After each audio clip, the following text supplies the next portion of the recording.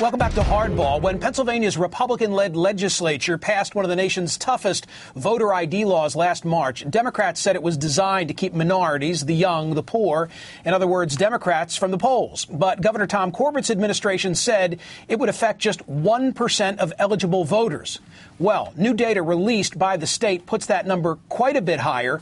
Nearly 1 in every 10 registered voters is lacking the primary form of ID required to receive a ballot. That's a state driver's license or alternative state ID. President Obama, you'll remember, carried Pennsylvania in 2008 by 11 points. Now, the counties that he won are in blue. According to the new data, the highest concentration of registered voters without state ID are in Philadelphia. You can see it circled. That's to the east. And Allegheny County, that's Pittsburgh, to the west. Both were Democratic strongholds in '08. Penda Hare is co-director of the Advancement Project, and David Freddoso is the editorial page editor of the Washington Examiner. Mr. Freddoso, sometimes you hear a story and it's taking place far from where you live and you're not quite sure what to make of it because you're not on the ground. This is not that story for me. I went to Wawa this morning in the community where I was born and raised at 7 o'clock, and I got the local newspaper, and it speaks of how 70,000 voters in 2 counties, Bucks and Montgomery County, where I've spent my entire life, born in one, living in the other, are now in jeopardy.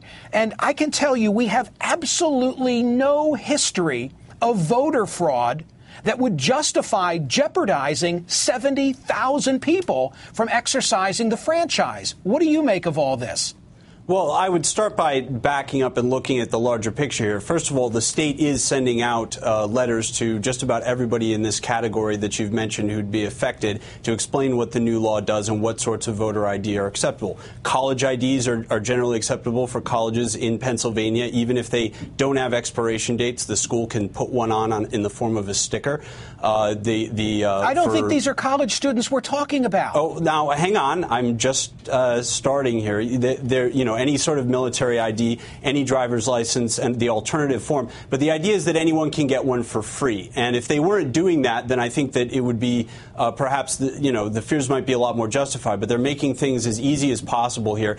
And look, you don't need a history of people, marching in en masse and the numbers in the thousands going in and voting under other people's names in order to realize that, yes, it's just common sense that people should show who they are when they vote. Well, this is the way every other country does it. Mexico just had an election in which every voter had to do this. Let me just respond, if I might, and then, Penda, I'll come to you. I don't have a problem conceptually with the notion of showing an ID before you vote. But you've got to be reasonable and take into account the community that you're serving and say, hey, what kind of an ID might the folks who reside here possess? And when I look in my hometown newspaper and I see that in the county where I was born, 25,449 lack a driver's license or state-issued non-driver's license, and then the county where I live now, 44,952. It really brings it home for me. Penda, what's going on here? Well, what's going on is that the state of Pennsylvania has passed one of the most onerous barriers to voting that I've ever seen. As you said, they've knocked out 750,000 voters or more. That's registered voters with one fatal swoop. And, for example, we're suing, Advancement Project is suing over this law, and our case is going to court in a couple of weeks. And we are very, very hopeful that the court will strike this down because we have a 93-year-old plaintiff who marched with Martin Luther King, who cannot get her birth certificate and therefore can't get the ID. This law disenfranchises students. It's not true that their college IDs are acceptable. It disenfranchises people that don't drive, who are mostly low income. 85% of Pennsylvania colleges do not have an expiration date on their ID. And all they need is a sticker. That's what the law says. And you have to do that for so many people in such a short amount of time. This law was passed in March. There's no way that you can get an ID for close to 1 million people in this short of amount of time. Mr. Freddoso, I have to say, let me just get this in if I might. It seems awfully coincidental, and I'm not a believer in coincidence, that as the country faces the re-election of the nation's first African-American president, you've got in excess of 24 states going in a direction that they've never gone before.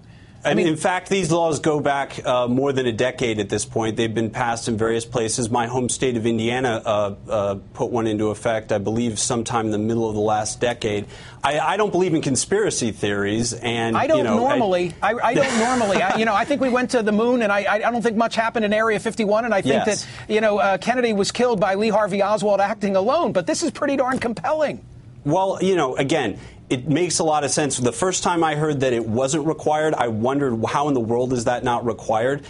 Every single voter who voted in the Mexican election that just occurred had to show a photographic ID. Everyone in Europe who votes, in fact, the Pennsylvania law, there are some cases where people who have religious objections to being photographed, they don't actually need a photo ID. The Amish. Let me show you something, because critics say that the voter ID laws are a solution in search of a problem, and that the real agenda is tamping down Democratic turnout. Pennsylvania House Majority Leader Mike Turzai took some heat last month when he included it in a laundry list of Republican initiatives. Now watch this.